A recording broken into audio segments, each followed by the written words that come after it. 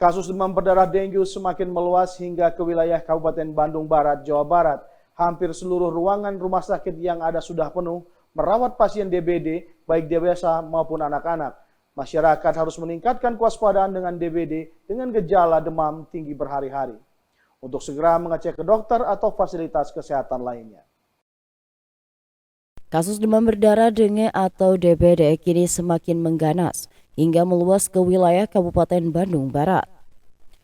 Tak hanya rumah sakit pemerintah, beberapa rumah sakit swasta pun kini sudah penuh merawat ratusan pasien DBD dalam 3 bulan terakhir. Seperti di Rumah Sakit Cahaya Kawaluyan Padalarang Kabupaten Bandung Barat ini, para pasien DBD yang dirawat silih berganti berdatangan. Tak hanya dewasa tapi juga anak-anak. Pihak rumah sakit menyatakan ada lonjakan pasien DBD terutama periode Januari hingga Maret 2024, yaitu sekitar 200 pasien. Jumlahnya meningkat 2 kali lipat bila dibanding tahun lalu. Masyarakat harus meningkatkan kewaspadaan dengan DBD pada periode Maret bertepatan puasa, dengan gejala demam tinggi berhari-hari, untuk segera mengecek ke dokter atau fasilitas kesehatan. Dari penyebarannya dari bulan Januari sampai bulan Maret ini, angka kasusnya itu lebih dari 200 untuk pasien yang anak dan dewasa, dan beragam dari kasus yang ringan sampai yang berat.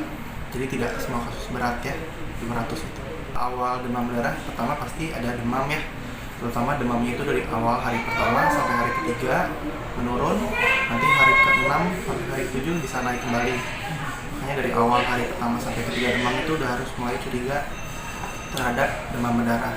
Disertai juga dengan gejala yang lain seperti nyeri kepala, terus nyeri perut, ataupun kadang-kadang ada mual, muntah. Perbedaannya dengan tipes itu biasanya demamnya itu kalau tipes tidak terlalu tinggi biasanya. Terus polanya juga biasanya pada malam hari mulai demam.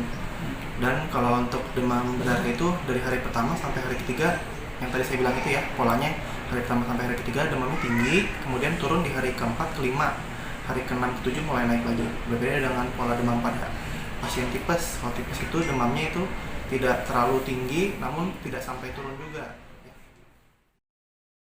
Berdasarkan data Dinas Kesehatan Kabupaten Bandung Barat, saat ini wabah DBD pada 2024 sudah menyentuh angka 1.040 kasus dan menjadi yang tertinggi di Jawa Barat. Bahkan sejak 1 Januari hingga 20 Maret 2024, Dinkes mencatat sudah ada 9 orang meninggal dunia. Selain Padalarang, 3 wilayah penyumbang tertinggi di Bandung Barat yakni Cililin, kemudian Cipongkor dan Lembang. Faktor cuaca saat masa transisi ke mudik hujan menjadi penyebab perkembangannya jentik nyamuk Aedes aegypti, sehingga kasus DBD meningkat. Untuk itu masyarakat harus tetap waspada dan tetap memberantas nyamuk sampai menutup dan mengubur tempat nyamuk berkembang biak. Sebagai pencegahan dini, kini masyarakat juga sudah bisa melakukan vaksin DBD di beberapa fasilitas kesehatan dan rumah sakit.